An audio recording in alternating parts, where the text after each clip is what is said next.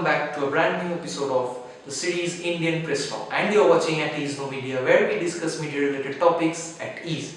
So now I am shooting the 10th episode of the series Indian Press Law, where we will be studying Official Secrets Act. Let's begin.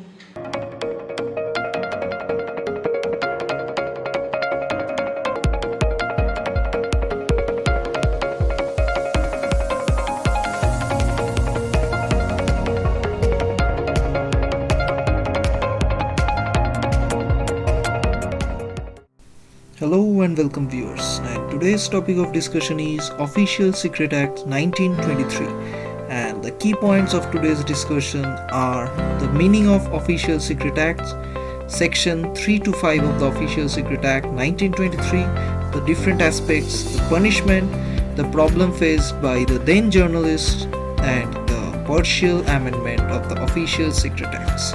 So let's begin. So before moving into the meaning part, let's split the heading Official Secret. Official means something formal and secret means something confidential. So the meaning of Official Secret Act is something like the consideration of the act relating to official secrets and deals with offences. That means keeping some confidential part and keeping the secrets which must not be published to the public. And the main offences of the Official Secret Acts like spying and wrongful communication of secret informations.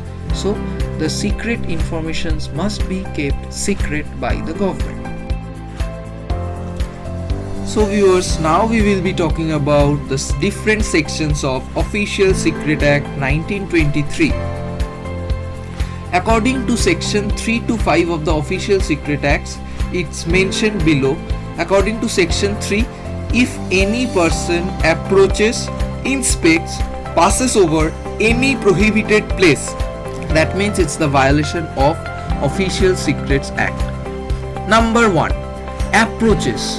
That means if any person reaches to any secret area, that means it's violation of Official Secret Acts. Inspects. That means no person is allowed to go to any secret area and pass over any prohibited place.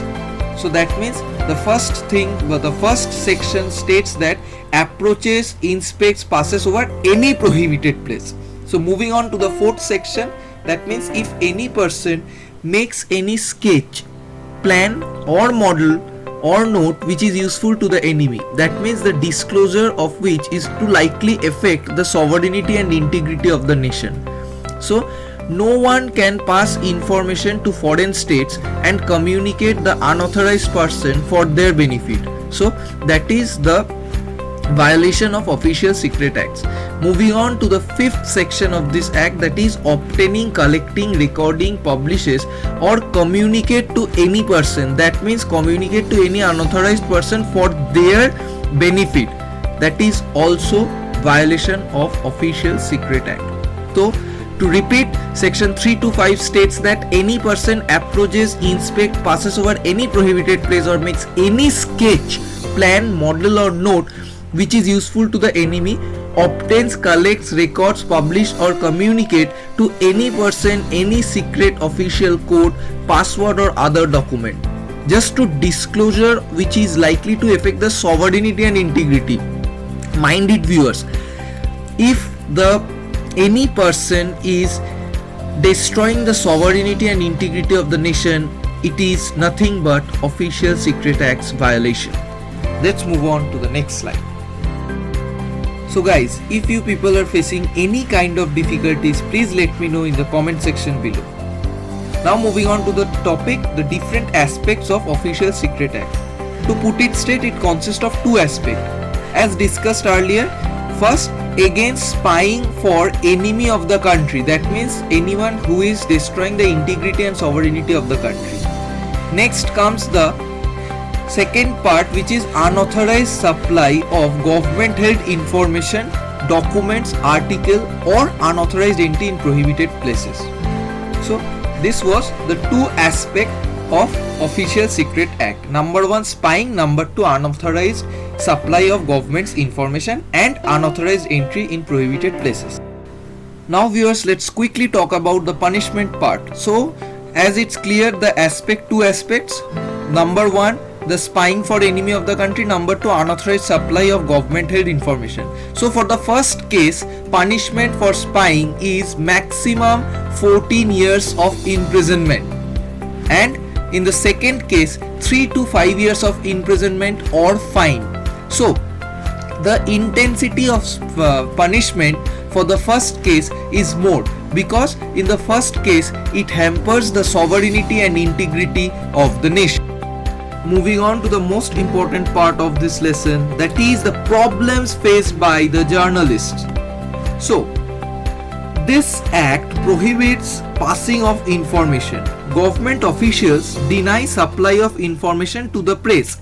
As we know that the individual citizen and the journalist, there is no basic difference, as we don't have any freedom of press in India. So the journalists and the citizens are considered same. Due to it, the government officials deny supply of information to the presses as well. So this act prohibits passing of information. That means communication or publication of any information which may be directly or indirectly useful to the enemy. So the journalists were unable to collect information and publish it to the newspaper for the public. That's why the government official denies the information to press. Simply informations were not given to the journalist. So the journalists were in great problem. The basic road accidents informations from the government officials were also denied to the journalists.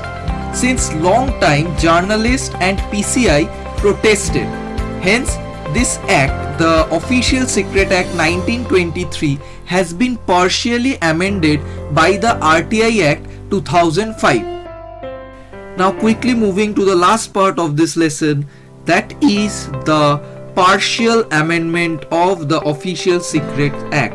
So as I have discussed in the previous slide, that is the Official Secret Act was partially amended by the Right to Information Act 2005. So information as the term has been derived from the Latin word formation or forma, which means giving shape to something and forming a pattern respectively. That means with this amendment, the government official ought to give information to the journalist. So with the help of RTI Act, the Official Secrets Act's amendment, partial amendment, remember this was a partial amendment, and Right to Information Act is a law enacted by the Parliament of India, Lok Sabha on 11th May and Rajya Sabha on 12th May, and ascended by the President on 15 June 2005. We all know what is RTI, it's very important from the exam point of view.